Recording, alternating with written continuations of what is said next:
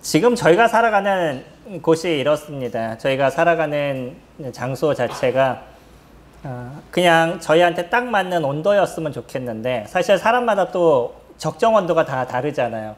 그러니까 원하는 무엇인가를 만들어 간다는 게 참 쉽지 않고 저희가 살아가는 이곳이 그렇게 좋다라는 느낌까지는 저희들이 없는 거죠. 그래도 저희가 감사하는 것은 우리나라는 다른 나라보다 좋은 것이 너무 많은 것 같아요. 뭐 지금은 뚜렷하진 않지만 사계절도 있고요. 봄, 여름, 가을, 겨울을 다 맛볼 수 있는 그런 은혜가 우리나라에는 있죠. 그리고 뭐 치안이나 이런 부분들도 잘 돼 있어서 뭐 외국에서 저희들을 볼 때는 꼭 전쟁이 일어날 나라처럼 보이는 부분들도 없지 않아 있지만 사실 저희 나라가 살아가는 그 모습을 보면 다른 나라보다 훨씬 좋은 부분들이 많이 있습니다. 제가 뭐 외국을 그렇게 많이 나가본 사람은 아니라서 정확하게 모르지만 다른 나라 같은 경우에는 해가 떨어지고 그러면 밖에 나가기가 좀 두려운 모습들이 많이 있다라고 얘기를 합니다. 근데 뭐 저희들은 새벽까지 돌아다니셔도 조금 무섭지만 그렇게까지 큰 문제가 있지 않잖아요. 그나마 살아가기에 있어서는 조금 좋은 부분들을 저희가 갖고 있음에도 여전히 저희들은요, 이 세상이 갖고 있는 한계, 이 세상이 갖고 있는 어려움들, 그 어려움 속에서 다른 세상을 꿈꾸는 부분들을 가지고 있습니다. 어떠시나요? 지금 살아가는 그 지금의 인생에서만 마음을 두시나요? 진짜 우리가 가야 될 그런 그 완전한 유토피아, 완전한 그 하나님의 나라, 그 나라를 소망하시면서 사시나요? 사람들의 마음에는 좀 더 나은 세상을 꿈꾸는 부분들을 다 가지고 있습니다. 그러다 보니까 토마스 모어라는 사람도 제가 기억하기로 1500년대 사람으로 알고 있는데 이분도 그런 생각 속에서 유토피아라는 소설을 쓰게 되죠. 네, 유토피아라는 소설을 보게 되면 거기에는 모든 사람이 노동을 동일하게 하고요. 하루에 노동하는 시간은 6시간 딱 되고 6시간 끝나고 나면 집에서 책을 읽고 교양 수업을 하는 교양을 습득하는 그런 시간들을 갖는다라고 얘기를 합니다.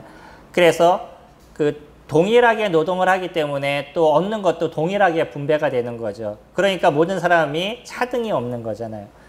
근데 또 정치나 이런 부분들은 민주주의를 선택합니다. 노동에 대해서는 공산주의를 선택하는데 정치나 사람들의 모습, 사람들이 살아가는 어떤 법이나 뭐 이런 부분은 민주주의를 선택을 하죠. 그러니까 완전함의 모습들을 어느 정도 갖추고 있잖아요. 저희가 노동에 대한 부분도 서로가 빈부에 차가 있는 것 때문에 어려워하는 거죠. 근데 사람들이 동일하게 노동을 하고 동일하게 나눠 갖는다라고 얘기하면 그것처럼 좋은 것은 없는 거잖아요. 근데 왜 그것이 이루어지지 않죠? 사람들이 동일하게 노동을 안 한다는 거예요. 6시간을 노동을 시켜도 어떤 사람은 거기서 농땡이를 피고 안 하려고 그러고 또 누군가는 거기서 열심히 일을 해가지고 힘들게 일을 하고 뭐 이런 문제가 발생하게 되는 거죠. 그러니까 유토피아라는 그 단어 자체가 그러니까 어디에도 없는 나라라는 의미를 가지고 있습니다. 불가능하다는 거죠. 근데 재밌는 게 있어요. 이분이 이 책을 쓰면서도 이 유토피아에 있는 게 뭐였냐면 노예제도가 있어요. 만약에 진짜 유토피아하고 모든 사람이 동등하게 일을 해서 동등하게 분배를 받는다라고 얘기하면 뭐가 없어야 돼요? 노예가 없어야 되는 거죠. 근데 노예제도가 있는데 그거는 또 무엇을 이야기하고 있냐면 그 서양 백인들이 갖고 있는 우월주의, 그것이 반영되어져 있다는 거죠. 이 사람이 소설을 쓰면서도 완전한 나라를 꿈꾸는데 그 완전한 나라라고 얘기하면서도 그 사람의 의식 속에 갖고 있는 노예제도는 당연히 가져가야 될 거라고 생각을 갖고 있었다는 거예요. 이게 인간이 갖고 있는 불합리한, 불완전한 모습입니다. 그래서 이 세상이 조금 더 온전해지고 조금 더 나아진 세상으로 가고자 하는 마음은 누구나 갖고 있지만 그러나 여전히 우리가 갖고 있는 죄성과 우리가 갖고 있는 자기중심적인 그 생각 자체가 사람들에게 그 완전함의 나라를 만들어 가지를 못하게 한다는 거예요. 그렇다고 그러면 우리가 꿈꾸는 아니면 모든 사람들이 꿈꾸는 완전한 나라는 어떠한 나라여야 되냐면 공평하고 평등한 나라여야 된다는 거죠. 이것이 전제 조건이 되어야 됩니다. 그러면 그 평등 속에 나도 평등한 삶을 살아가야 된다는 거죠. 다른 사람에게 피해를 주지 않고 나도 그와 같은 삶을 살아가야 되는데 대부분 사람들이 생각하는 평등은 나는 그런 평등을 누리고 싶지만 그러나 조금 더 남을 위해서 수고하거나 이런 일들에 대해서는 하기 싫어하는 모습들을 가지고 있어서 자기중심적인 것이 있어서 이런 나라가 이 세상에서는 이루어지기 불가능하다라고 사람들은 생각을 하고 있는 거죠. 오늘 저희들이 보고 있는 이 가나의 혼인잔치의 모습은 아주 단순한 하나의 사건으로 보여지고요. 저희가 이 첫 번째 사건을 보면서 성도님들은 어떠셨는지 모르겠어요. 저는 여러 가지 고민을 좀 많이 했습니다. 가나의 혼인잔치를 볼 때마다 이 단순한 물이 포도주로 변하게 하는 이 사건을 왜 예수 그리스도 그분은 첫 번째의 이적으로 저희들에게 보여주고 있느냐는 거예요. 모든 것 중에 첫 번째는 그만한 이유들이 있습니다. 그러지 않으시나요? 성경에서 보면요. 첫 번째 사건은 꼭 저희들에게 드러내주고 있고요. 그 사건이 우리에게 주고 있는 특별한 의미들이 항상 놓여져 있어요. 근데 물이 포도주가 되는 이 사건은 과연 저희들에게 무엇을 알려주기 원하시는 것이냐, 여기에 대한 고민을 사실은 끊임없이 했었습니다. 이번에도 많은 것을 찾아보고 생각하고 고민하면서 주님이 이런 부분을 통해서 이 첫 번째 사건을 선택하셨구나라는 것을 생각을 해보게 됐습니다. 외경에는요, 어떤 것이 있냐면 예수님이 새를 진흙으로 만들어요. 근데 이 새가 날아갑니다, 나중에. 이게 외경에 나와 있어요. 그러니까 어릴 때 성장하면서 그렇게 특별한 어떤 이적을 그 삶에서 이렇게 보여주셨다라고 나오는 거죠. 물론 그러셨을 수도 있고요. 아니셨을 수도 있을 겁니다. 어느 것이 옳다라고 얘기할지 못하겠어요. 그것도 하나의 책으로서 저희들에게 지금 남아져 있는 것이기 때문에 저희가 신빙성이 있다라고 얘기하진 않지만 그러니까 그것을 성경으로 인정하진 않지만 어느 정도 신빙성을 갖고 있는 것이 외경이다 보니까 어떤 분은 그 외경을 그대로 받아들이는 분이 있고요. 어떤 분은 그것을 받아들이지 않는데 전 개인적으로 예수 그리스도 그분이 성장하시면서 그와 같은 이적을 베푸셨을까라는 고민을 해보게 됩니다. 근데 그런 것을 적어주신 분의 의도는 무엇이냐면 여기에서 보면 마리아가 그런 표현을 합니다. 저희 같이 보시면요. 3절에 포도주가 떨어진지라 예수의 어머니가 예수에게 이르되 저들에게 포도주가 없다 하니. 왜 예수님의 어머니 마리아는요 갑자기 이와 같은 얘기를 했을까요? 그냥 이 예수님의 집에 아니면 마리아의 집에 이런 혼인잔치가 있었고 그것을 지금 처리해야 되는 급박한 상황이다 라고 얘기한다 그러면 이와 같은 얘기를 하는 게 좀 이해가 될 겁니다. 왜냐면요 당시에 신랑은 이 모든 것을 책임을 져야 됐었어요. 만약에 포도주를 항상 준비를 해놔야 되는데 이것이 다 떨어졌다. 그래서 연회장이 이런 행사를 진행해 나가는데 거기에 맞는 음식이 없다라고 얘기하면 신랑한테 가서 막 뭐라고 그러게 되는 거예요. 당신이 이것을 준비해 놓고 왜 이런 음식이 부족해서 어려움을 줍니까? 라고 질책을 하게 되는 거예요. 그 책임을 누가 지게 되냐면 신랑이 지게 되어져 있습니다. 그러다 보니까 포도주가 떨어졌다라고 얘기한다 그러면 만약에 예수님의 가정에서 이런 일이 있었는데 포도주가 떨어졌다라고 얘기하면 그것은 당연히 예수님이 뭔가를 해결해야 될 부분들이 없지 않아 있겠죠. 근데 지금은 어떤 상황이에요? 다른 사람의 혼인집에 초청을 받은 겁니다. 그러니까 예수님도 초청을 받았고요. 누구도 초청을 받았냐면 마리아도 초청을 받았어요. 한 가족에서 초청을 받은 거죠. 물론 누구는 없어요. 누가 없죠? 요셉은 등장하지 않습니다. 신기한 게 요셉은 성경에서 어디까지 등장하냐면 예수님과 같이 성전에 내려갈 때 그때까지만 요셉이 등장하고요. 그 이후로는 요셉이 등장하지 않기 때문에 어떤 사람은 아마 이때쯤 됐었을 때 요셉은 이미 죽음을 당하지 않았을까라고까지 생각을 합니다. 그것은 그렇게 중요한 건 아니죠. 중요한 건 뭐냐면 가족이 초대를 받았다는 것은 그만큼 결혼을 하는 사람이 조금 더 가까운 사람이라는 것은 인식할 수 있겠죠. 근데 마리아는 갑자기 그와 같은 얘기를 했었어요. 예수님께. 그럼 포도주가 없다라고 얘기하니까 예수님이 뭐라고 얘기하셔요? 4절에 예수께서 이르시되 여자여 나와 무슨 상관이 있나이까 내 때가 아직 이르지 아니하였나이다. 어떤 면에서 조금 퉁명스럽게 얘기하고 계시는 거죠. 지금은 내가 여기서 무엇인가를 할 만한 그런 상황이 아닙니다. 왜 나한테 그것을 요구하세요? 라는 그런 의미의 얘기를 하고 있잖아요. 물론 단어가 어떤 단어가 쓰냐면 여자여라고 얘기하니까 뭔가 좀 하대하는 듯한 느낌을 갖게 되는 거죠. 근데 여기에 대한 얘기는 어디에도 등장하냐면 예수님이 십자가에 달리셨을 때 그때 요한한테 그런 표현을 쓰죠. 봐라 너의 어머니다 라고 얘기하고 여자에게 마리아에게 뭐라고 하냐면 여자여 너의 아들이다 이런 표현을 쓰잖아요. 그러니까 동일한 단어가 지금 쓰여집니다. 그때 쓰여지는 여자라는 단어와 지금 쓰여지는 여자라는 단어가 동일한 단어가 쓰여지는데 이것을 해석하는 거는 조금 애매해요. 어떻게 해석하는지는 모든 해석을 하는 학자들마다 조금 고민을 합니다. 하지만 분명한 건 뭐냐면 우리나라 사람들이 생각하는 것처럼 완전히 하대하는 여자여 뭐 이런 의미는 아니라는 거예요. 뭐 외국어로 얘기한다거나 영어로 얘기한다면 한 마담 뭐 이런 정도. 그래서 조금 높이지만 그렇다고 완전히 높인 것도 아닌 그런 어떤 단어를 사용합니다. 그러면서 주님께서 뭐라고 얘기하시냐면 여기에선 나와 상관이 없습니다. 여기서 내가 무엇을 할 것이 아닙니다. 라고 얘기하시죠. 근데 거기서 끝나지 않고 어떤 일을 하셔요? 실질적인 일을 또 하나를 행해 나가시죠. 마리아가 이런 표현을 쓰게 된 것을 봤었을 때 아마 외경에서 나오는 그 새가 진흙으로 만들었는데 새가 되어서 날아갔다라고 얘기하는 게 아마 맞는 것 같습니다라고 그분은 이런 의미에서 얘기를 한 거예요. 그냥 그 정도만 이해를 하시면 좋을 것 같습니다. 우리가 보는 것처럼 주님은요 첫 번째 표적을 여기서 보여주고 계셔요. 그리고 그것도 무엇으로 보여주고 계시냐면 단순히 물이 포도주로 되는 것. 과연 이게 무슨 의미가 있을까라는 고민을 하게 되는 거죠. 한 가지 확실한 것은 있습니다. 그거는 뭐냐면요. 여전히 예수님 그분은 이제 무엇을 만들어 가시냐면 그분 스스로가 이 땅에 오신 하나님의 아들이심을 증명해 나가는 시간들을 가져가고 계신다는 거예요.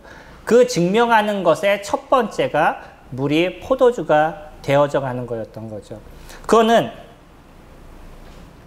요한복음이라는 이 선서를 집필해 나가는 목적과도 같았죠. 저희가 알고 있죠. 저희 왜 다 알지만 한번 볼까요? 20장, 요한복음 20장 31절에 보면 이 책을 기록한 목적에 대해서 나오죠. 이거는 외우셔야 됩니다.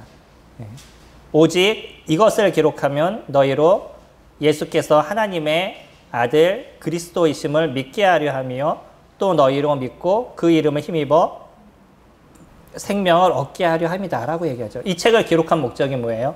그분이 하나님의 아들이심을 믿게 하려는 것. 또 하나가 그래서 그 이름을 힘입어서 생명을 얻게 하려는 것. 이게 요한복음을 저술하게 된 목적이다라고 얘기합니다. 그러니까 요한복음 전체적으로 흐르고 있는 그 흐름의 중심에는 무엇이 있냐면 이 예수 그리스도 이분이 하나님의 아들이십니다라는 걸 끊임없이 이야기를 해주고 있다는 거예요. 그리고 나서 그렇게 진행이 되는데 저희가 1장을 보면서 충분히 보았죠. 1장 안에서도 계속 그것을 얘기하고 계시잖아요. 그분이 이 땅에 오신 하나님이십니다. 그분이 하나님의 아들이십니다. 그분이 우리를 위해서 죽으실 그런 어린 양과 같은 분입니다. 하는 표현을 계속적으로 1장에서 쓰고 있잖아요. 그리고 그분이 그런 하나님의 아들이심에 대한 증명의 첫 번째가 무엇이었냐면 물이 포도주가 되는 그런 이적을 베푸신 거였었어요. 예전에 그 주일학교 선생님 중에 한 분이 그런 걸 했습니다.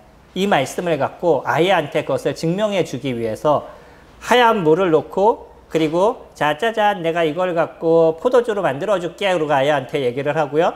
뭔가 잠깐 숨어서 뭔가 이렇게 떨어뜨렸어요. 그러니까 그 안에 물이 하얀 물이었는데 파란 물로 이렇게 변한 거죠. 근데 그 넣는 걸 아이가 봤습니다.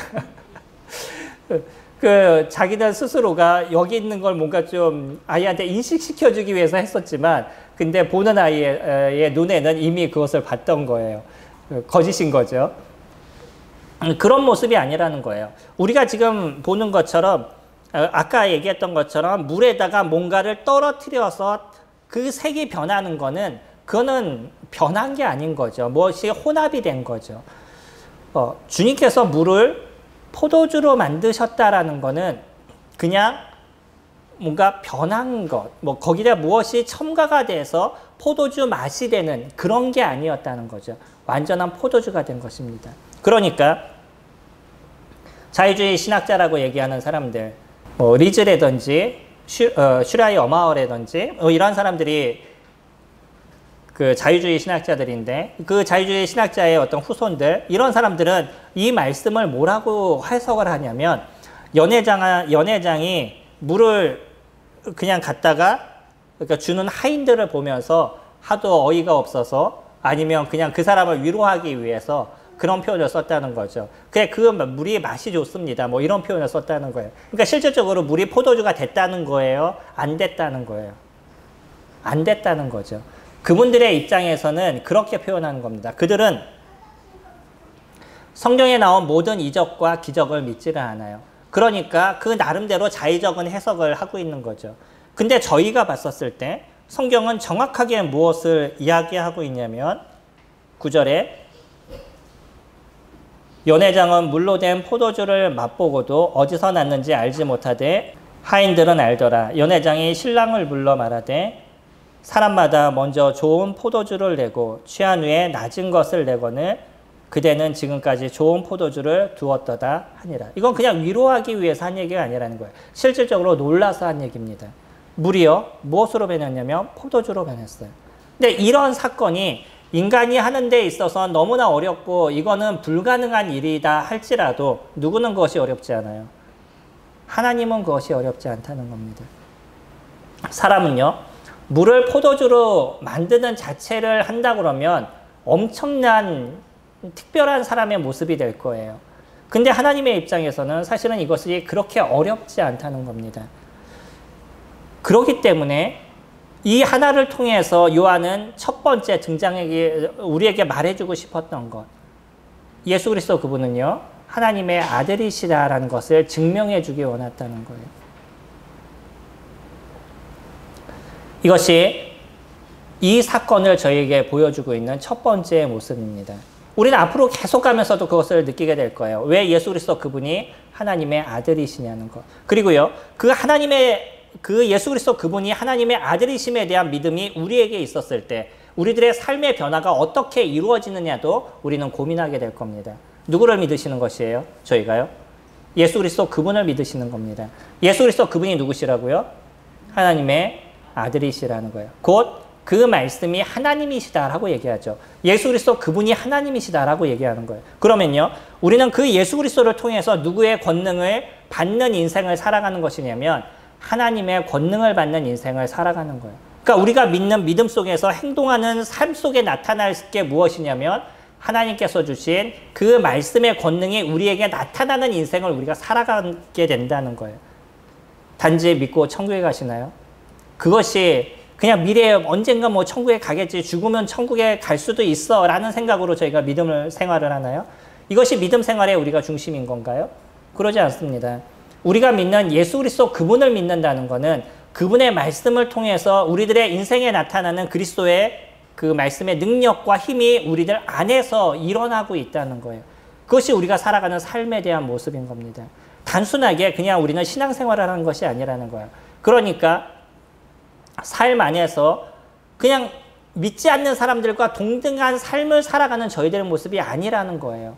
거기에는 하나님의 능력이 나타나고 하나님의 말씀의 힘이 나타나는 그 역사가 나타나는 인생을 저희가 살아가고 있는 거죠. 이것이 믿음인 겁니다. 믿음이 단순하게 지옥에서부터 천국에 가는 것, 그것만을 이야기하고 있지 않아요. 믿음은 예수 그리스도 그분을 덧입는 인생을 저희가 살아가는 것, 그분의 말씀이 우리들 안에서 나타나는 인생을 살아가는 것, 그것을 믿음이라고 얘기하는 거죠. 왜 요한은 끊임없이 예수 그리스도 그분이 하나님의 아들이시냐고 저희들에게 얘기해주고 있느냐는 거예요. 그렇다고 해서 우리가 인생을 살아갈 때 좋은 일들만 있나요? 그러지 않죠. 여전히 우리는 인생을 살아가면서 여러 가지 어려움과 여러 가지 문제들이 우리 아들 안에 발생하는 삶을 저희가 살아갑니다. 왜죠? 사단은 끊임없이 믿는 크리스찬들이 어려움의 문제가 되도록 만드는 거예요. 끊임없이 사단은 우리가 하나님을 따르지 못하도록 만드는 거죠. 근데 그 속에는 누가 함께하고 계셔요? 하나님이 함께하고 계신다는 거예요. 그러니까 그 사단의 모든 계계와 사단의 어떤 아픔과 고통의 문제에서부터 우리를 해방시키시고 우리를 새롭게 만드시고 여전히 하나님의 그 말씀이 나의 인생에 놓여져 있다는 것을 알려주시고 보여주시는 것, 그것이 주님이 저희들의 인생 속에서 해가는 계시는 거죠. 어려움의 문제가 있으시나요? 너무 그런 걸로 어려워하지 마시기 바랍니다. 주님이 그 문제를 해결해 주시겠다는 거예요. 하나님의 그 능력이, 하나님의 그 역사가 우리들의 인생에서 나타나는 삶을 살게 해주겠다라고 주님은 저희들에게 얘기하고 계시는 거죠. 이것이 저희가 하나님의 아들을 믿는 믿음 안에서 살아가는 것이에요. 이거는 이론적인 것이 아니라 저희들의 삶에 실질적으로 나타나게 되는 것이죠. 두 번째는요, 오늘 같이 교제하기를 원하는 중심적인 부분인데 7절에 보시면 예수께서 그들에게 이르시되 항아리에 물을 채우라 하신즉 아구까지 채우니 6절을 보시면요. 거기에 유대인의 정결 예식을 따라 두세 통 드는 물 항아리 6이 놓였는지라. 이스라엘에는 그런 통들이 있습니다. 사람들이 집으로 돌아오면 손과 발을 닦을 수 있는 그런 물통이 있는 거죠. 이게 정결 예식을 위해서 만들어 놓은 것이에요. 그러니까 손님들이 오셔도 손님들은 거기서 손을 닦고 그리고 나서 집에 가서 음식을 먹게 되는 거죠. 정결 예식이라는 것은 모세로부터 오게 된 율법과 관련이 있는 것입니다. 모세는요, 이스라엘 백성들에게 음식을 먹기 전 손을 닦으라고 얘기를 했었어요. 예수님도 그와 같은 율법을 어기신 것이 아닙니다. 간혹 보면 바리새인들은요, 예수님과 제자들이 하나님의 율법을 어기는 것처럼 얘기를 해요. 우리 마가복음 7장 말씀 볼까요? 손을 넘기셔서 마가복음 7장 3절 말씀 보시면, 마가복음 7장 3절 말씀 같이 보시면요. 64페이지입니다. 바리새인들과 모든 유대인들은 장로들의 전통을 지켜 손을 잘 씻지 않고서는 음식을 먹지 아니하며 또 시장에서 돌아와서도 물을 뿌리지 않고서는 먹지 아니하며 그 외에도 여러 가지를 지키어 오는 것이 있으니 장과 주발과 녹그릇을 씻음이니라. 여기에서 무엇의 전통이라고 얘기를 해요? 장로들의 전통이라는 표현을 쓰죠. 그러니까 모세는요, 그냥 음식을 먹기 전에 손을 씻어야 된다라는 그 한 가지를 얘기했다 그러면 이 장로들은, 랍비들은요, 거기에 여러 가지를 포함을 시켜버리는 거예요. 그래서 손을 어디까지 씻어야 되냐면 이 위까지 씻어야 된다든지, 손을 몇 번 씻어야 된다든지, 뭐 언제 씻어야 된다든지, 그런 여러 가지 그들 나름대로의 전통을 만들어 놓은 거죠. 그러면서 예수님께 뭐라고 얘기하냐면 왜 그와 같은 장로의 전통을 지키지 않습니까? 라고 얘기해요. 그것을 조금 더 얘기하면 왜 율법을 지키지 않습니까? 라고 얘기한다는 거예요. 예수님은 율법을 파기시키는 분이 아니셨어요. 율법을 완성시키시는 거였죠. 율법을 범하신 그런 분이 아니시라는 거예요. 율법을 완성시키신 분인 거죠. 근데 바리새인들이 예수님을 향해서 왜 지키지 않냐라고 얘기하는 것은 율법을 넘어선 그런 장로의 유전에 대한 것을 지키지 않는다라고 얘기하고 있다는 거예요. 그러니까 이 정결 예식에 대한 거는 율법에서 얘기한 것을 이미 넘어선 그들 가운데 확장시켜 놓은 그 정결 예식을 얘기하고 있습니다. 그런 정결 예식은요, 유대인들이 목숨과 같이 지키고 있는 거예요. 그런 것을 지켜야지만 그들은 하나님과 함께하고 있다라고 그들은 스스로 믿었던 것이고요. 그리고 그렇게 정결 예식을 잘 지켜야지만 그들은 하나님의 은혜를 얻을 수 있다라고 생각했다는 거예요. 더 나아가서 그것이 결국 무엇이에요? 그들의 노력과 그들의 수고를 통해서 구원을 얻을 수 있다라고 그들이 생각해오고 있었다는 거죠. 그것이 유대인의 사회에 이제 만연되어 있었습니다.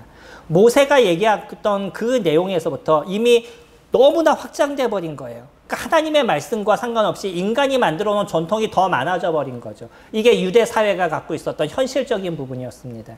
이게 현 사회에 대한 부분이라는 거예요. 주님은요, 그들이 갖고 있는 현 사회, 그들이 맞다라고 얘기하고 있는 그런 전통을 지키는 사회에서 새로운 사회를 만드시길 원했다는 거예요. 굳이 왜 포도주를 그 정결 예식을 행하는 항아리 속에서 그것을 이루어 오셨느냐? 그거는요, 그 정결 예식, 예전에 있었던 그 잘못된 관습, 그것을 통해서 영원한 생명을 얻을 수 있는 것이 아니라 하나님께서 만드시는 예수 그리스도 그분을 통해서 만드시는 그 새로운 나라에서만이 새로운 세계가 열려진다는 것을 그들에게 보여주기를 원했다는 거죠. 물이 포도주가 됐습니다. 가끔 저에게 질문하는 여러 청년들이 있어요.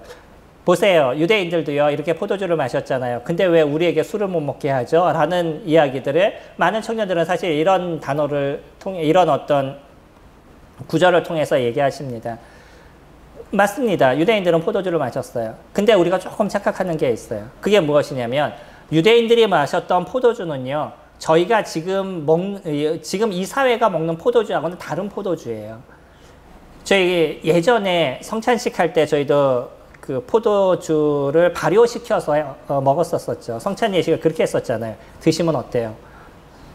짜릿합니다. 저는요, 그 한 잔 먹을 때마다 각오하고 먹어요. 안 좋아요. 개인적으로 술을 안 먹으니까. 근데 술을 드시는 분들은 너무나 좋아하시죠. 잘 발효가 되니까, 맛있으니까. 근데 그 포도주에서 그들이 먹는 포도주는 한 3분의 1에서 10분의 1 정도 희석시킨 그런 포도주를 마셔요. 저희가 생각하는 포도주하고는 훨씬 희석된 포도주입니다. 그러니까 물처럼 마시는 거죠. 지금 우리가 먹는 포도주 같은 걸 먹는다는 거는 그들 스스로도 그것을 용납하지 않는 독주를 마시는 사람이라서 그렇게 좋아하지 않는 모습이었다라고 얘기를 합니다. 그러니까 저희가 조금 오해하고 있는 거예요. 지금의 문화를 그때의 문화로 생각하고 있는 거죠. 그들이 이러한 그 행사를 하게 되면 그 속에서 꼭 같이 마셨던 것 중에 하나가 그런 포도주였었어요. 더운 나라고 그러다 보니까 그들이 그런 포도주를 즐겨 마셨었습니다. 근데요, 주님께서는 그 물을 그냥 항아리에다 물을 하인들에게 담아 넣으라고 얘기를 하셨는데, 신기하죠? 5절에 보시면 그의 어머니가 하인들에게 이르되 너희에게 무슨 말씀을 하시든지 그대로 하라 하니라. 마리아는요, 정확하게 예수 그리스도 그분이 무엇인가를 하실 수 있는 분이라는 것을 그는 믿었습니다. 주님께서는 얘기하셨죠. 뭐라고 얘기하셨냐면, 여자여 나와 무슨 상관이 있나이까? 내 때가 아직 이르지 아니하였다라고 얘기했음에도 불구하고 마리아는요, 뭐라고 표현해요? 그 하인들에게 그냥 저분이 시키는 대로 너희들은 그냥 하라라고 얘기를 하죠. 그러면 마리아는 예수 그리스도 그분이 무엇인가를 하실 수 있는 분이라는 것에 대해서 이미 인지하고 있었다는 거예요. 6절에 거기에 유대인의 정결 예식을 따라 두세 통 드는 물 항아리 6이 놓였는지라.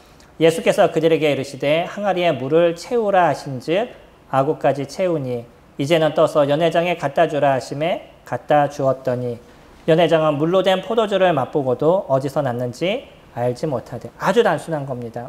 항아리에다가 물을 채웠었어요. 그리고 그 채우고 나서 거기서 다시 떠가지고서는 갖다 줬는데 그것이 무엇으로 변했어요? 포도주로 변한 겁니다. 이거는 일반적으로 이해될 수 있는 그러한 부분들이 아니라는 거예요. 근데 누구만이 가능하신 거예요? 예수 그리스도 그분만이 가능하신 겁니다. 그럼 왜 예수님은요, 이와 같은 첫 번째 이적을 이렇게 조용히 이행하셨냐는 거죠. 우리가 보는 것처럼 여기에서는 그것을 본 사람이 누구만 있냐면 그 포도주가 물이 포도주로 변한 사건을 아는 사람은 누구만 있죠? 여기에는 마리아가 압니다. 또 누구요? 하인들이 알고 있어요. 그리고요, 가장 중요한 11절에 예수께서 이 표적을 갈릴리 가나에서 행하여 그의 영광을 나타내심에 제자들이 그를 믿음이라. 제자들이 그것을 안 한 거죠. 우리는 1절에서 무엇을 봤냐면 제자들을 부르시고 계시는 예수님의 모습을 저희들이 보았어요. 그렇죠? 그 예수님께서 제자들을 하나씩 하나씩 부르셨습니다. 그러나 이 제자들 또한 과연 내가 쫓는 이 사람이 이 땅에 오신 메시아냐라는 의구심을 계속적으로 갖고 있었을 거예요. 그들에게 있어서 무엇이 필요했냐면 증거가 필요했던 거죠. 주님은요, 그 제자들에게 이와 같은 증거를 보여주셨어요.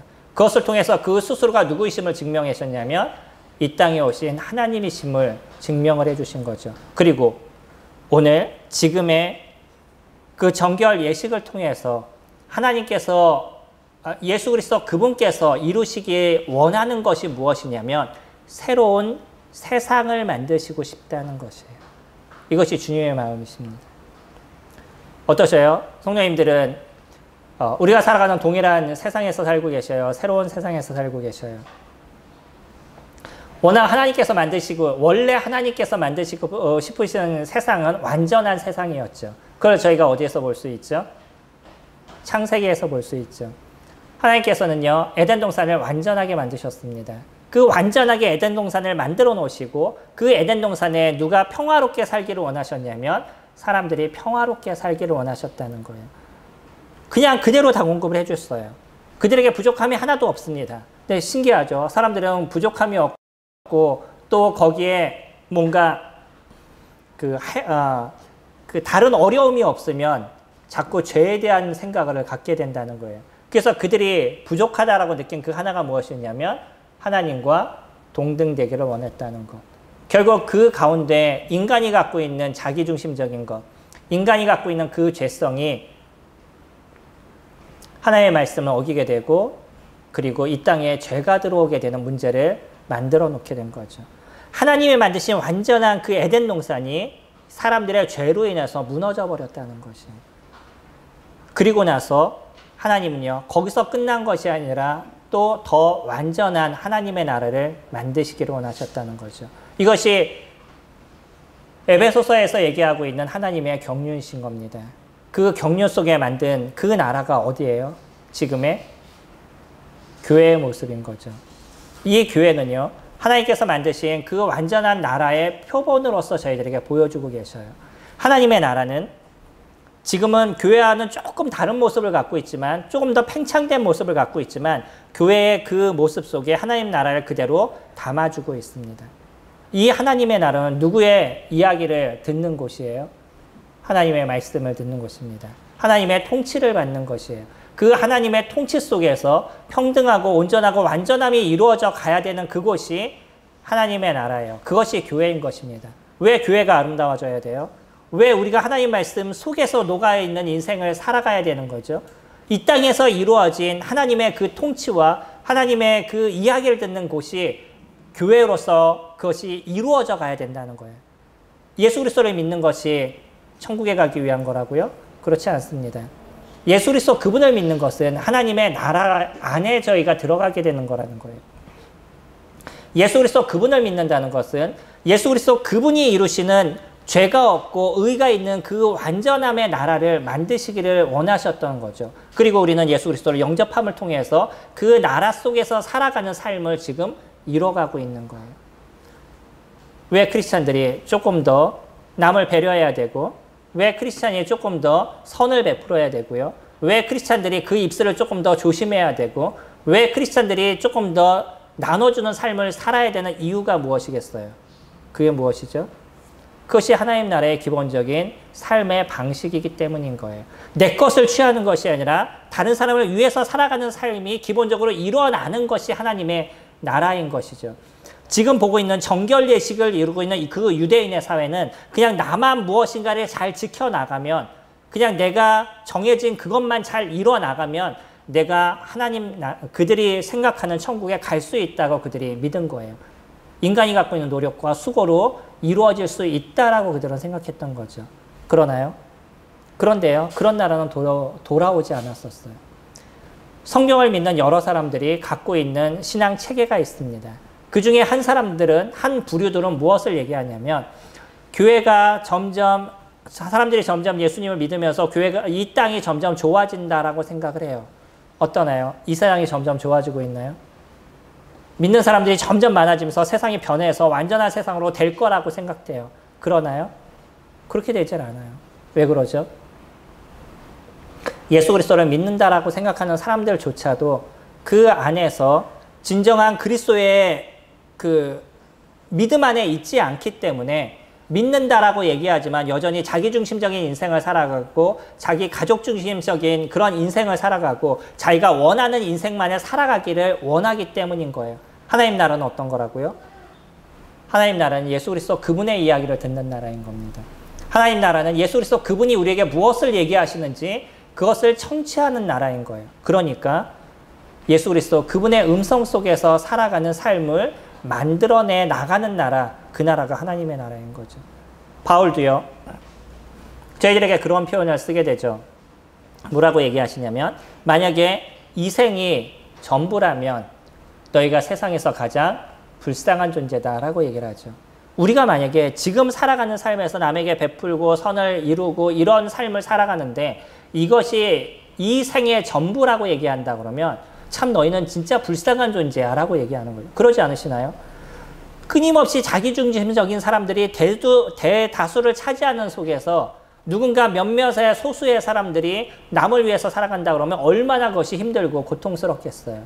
만약에 이것이 전부라 그러면. 그런데요, 주님은 그 안에서도 우리에게 은혜를 베풀어 주시지만 나중에 그런 수고와 그런 섬김의 모든 것에 대해서 공평한 나라가 도래하게 됐었을 때 그 공평한 나라에서 그 모든 것을 저희들에게 채워주신다는 거예요. 우리가 지금 무엇인가를 받지 않아도 그것에 대해서 너무 어려워하지 마시기 바랍니다. 여전히 하나님께서는 그것을 기억하시고 하나님께서는 그 모든 것을 저희들에게 베풀어 주시겠다라고 약속하셨다는 거예요.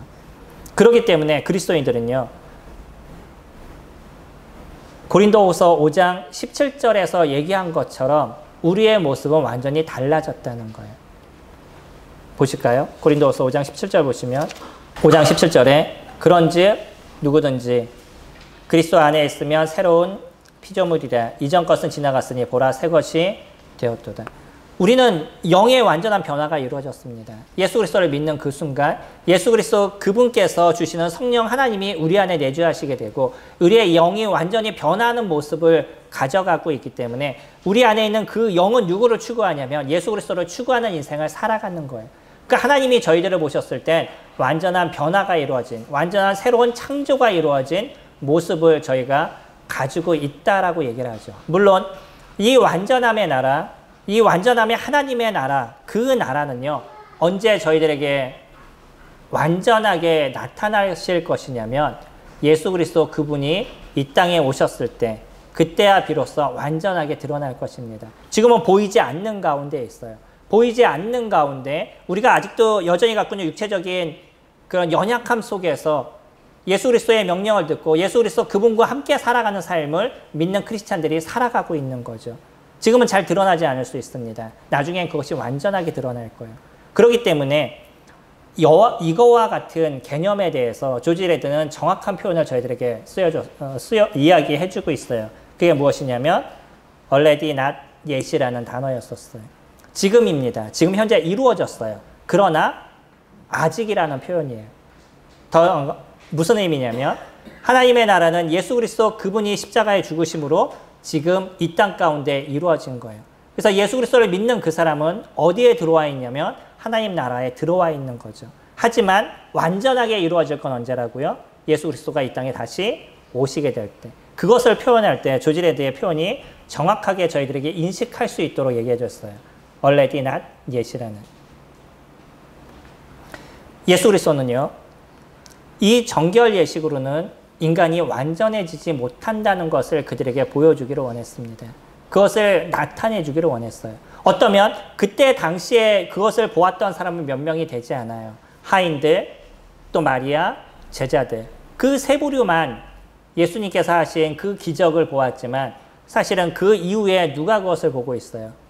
저희들이 그것을 보고 있습니다. 너무나 많은 사람들이 예수 그리스도 그분이 이루셨던 첫 번째 표적, 첫 번째 이적을 보고 있는 거예요. 그것을 통해서 우리는 무엇을 느끼게 되는 것이냐면 예수 그리스도 그분은요, 새로운 세상을 만드시기를 원하셨다는 거죠. 그 새로운 세상이 이제는 도래할 것에 대해서 예수 그리스도는 그것을 보여주기를 원하셨다는 거예요. 저희들은 표적에 관심을 두는지 모르겠습니다. 그것이 인간이 갖고 있는 연약함의 모습이죠. 어떤 사람이 물로 포도주를 만들었다라고 얘기하면 그 만든 그 사람에게 대해서 우리는 집중하는지도 모르겠어요. 근데 주님은요, 그것을 만든 그 자체가 중요하지 않으셨어요. 무엇이 더 중요하냐면 그 속에 담긴 의미들. 이 땅에 그 고통스럽고 어려움의 인생을 살아가는 사람들의 모습들. 여전히 불공평한 인생을 저희가 살아가서 겉과 속의 다른 사람들의 모습들, 정치판을 보면 저희 보이는 화면에서는 웃고 악수를 하지만 뒤돌았으면 서로 욕한다라고 누군가 얘기하는 것처럼 겉과 속이 다른 그런 사람들의 모습 속에서 우리는 그냥 뒤엉켜서 인생을 살아가고 있는데, 만약에 이런 인생을 우리가 살아가고 이런 인생에서 우리가 죽음을 맞는다 그러면 우리들은 너무나 불쌍한 인생을 살아간다라고 생각되지 않으셔요? 어쩌면 고양이나 개처럼 그냥 자기가 원하는 인생을 살아가고 먹고 싶으면 먹고 자고 싶으면 자는 그런 인생을 살아가는 게 어쩌면 그들에게 있어서 그들이 더 행복한 인생이 되는지도 모르겠습니다. 최소 하나님께서 저희들을 만드셨고요. 하나님 안에서 저희들이 살아가신다 그러면 하나님은 저희들에게 더 완전하고 온전한 나라를 주시기를 원하셨다는 거예요. 그리고 그 나라를 누구를 통해서 이루셨냐면 예수 그리스도 그분의 죽으심을 통해서 저희들에게 이루어 주신 겁니다. 예수 그리스도 그분이 누구시라고요? 하나님의 아들이신 거죠. 그 하나님의 아들이 저희들에게 새로움의 나라, 새 세상을 창조해 주시겠다라고 말씀하셨다는 거예요.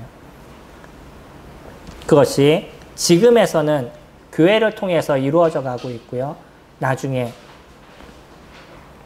주님이 이 땅에 오시게 되면 완전한 하나님의 나라가 이루어져서 예수 그리스도 그분의 진정한 통치 속에서 모든 사람이 평등하고 모든 사람이 죄가 없는 사이에서 화통한 교제를 이루고 마음을 다하는 교제를 이룰 수 있는 그런 세상이 저희들에게 오겠다라고 얘기하십니다.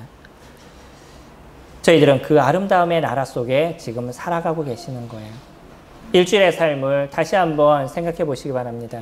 그리고 앞으로 살아가야 될 일주일의 삶을 한번 계획해 보시기 바랍니다. 그 일주일의 삶에서 하나님께서 좌정하시는 그러한 또 하나님의 말씀 안에서 살아가는 그런 한 주의 삶이 되어져 가신다면 그 속에서 주시는 주님의 축복이 무엇인지를 충분하게 누리시는 그런 저희들의 모습이 될 거라고 생각이 됩니다.